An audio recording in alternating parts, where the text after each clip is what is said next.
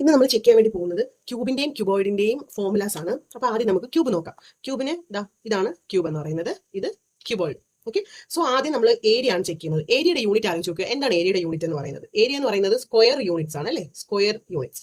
Okay, so simply നമുക്ക് എത്ര faces ഉണ്ട് ക്യൂബിന്? 6 ഫേസസ് ആണുള്ളത്. അപ്പൊ 6ഉം നമുക്ക് സ്ക്വയർ യൂണിറ്റ്സ് മതി, അല്ലേ? A square. ഓക്കെ, എ എന്ന് പറയുന്നത് ഒരു എഡ്ജ് ആണ് എ എന്ന് പറയുന്നത്. സോ അങ്ങനെ റിമെമ്പർ ചെയ്ത് വെക്കാം ഏരിയ.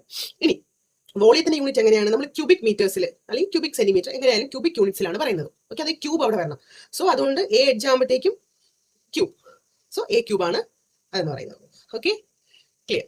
അപ്പോൾ ഇനി ക്യൂബോയിഡ് വരുമ്പോഴോ, ക്യൂബോയിഡിന് ലെങ്ത്തും ബ്രെഡ്ത്തും ഹൈറ്റും ഉണ്ട്. 3 കാര്യങ്ങളും ക്യൂബോയിഡിനുണ്ട്, അല്ലേ? അപ്പോൾ നമ്മൾ വീണ്ടും സെയിം ആലോചിക്കുക. ഏരിയ എന്ന് പറയുമ്പോഴത്തേക്കും അവിടെ സ്ക്വയർ വന്നാൽ മതി, സ്ക്വയർ യൂണിറ്റ്സ്. അപ്പോൾ 2 ഇൻറ്റു, ഓക്കെ, സ്ക്വയർ അല്ലേ? സോ 2 ടൈംസ് എന്ന് ആലോചിക്കുക. 2 ഇൻറ്റു എൽ ബി, എല്ലും ബിയും കൂടെ ചേരുമ്പോഴും അവിടെ പവർ എന്താണ്? സ്ക്വയർ അല്ലേ? ഒരു ലെങ്ത്തും ഒരു ബ്രെഡും മൾട്ടിപ്ലൈ ചെയ്യുമ്പോഴും അവിടുത്തെ പവർ എന്ന് പറയുന്നത് സ്ക്വയർ ആയിട്ട് തന്നെയാണ് നിൽക്കുന്നത്.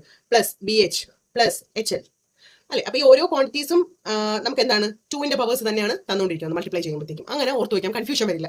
അപ്പൊ സെയിം വോളിയം എന്ന് പറയുമ്പോൾ എത്രയാണ്? 3 ക്യൂബിക് വേണം, അതായത് പവർ 3 വരണം. അപ്പൊ 3 വേരിയബിൾസ് അതിനകത്ത് വരുന്നതെന്ന് ആലോചിക്കുക. അപ്പൊ ലെങ്ത് ഉണ്ട്, ബ്രെഡ്ത്ത് ഉണ്ട്, ഹൈറ്റ് ഉണ്ട്. സോ 1 1 1 പവർ 3 കിട്ടിയില്ലേ? അങ്ങനെയാണ് ഇതിന്റെ വോളിയം ഓർത്ത് വയ്ക്കാൻ വേണ്ടിയിട്ട്.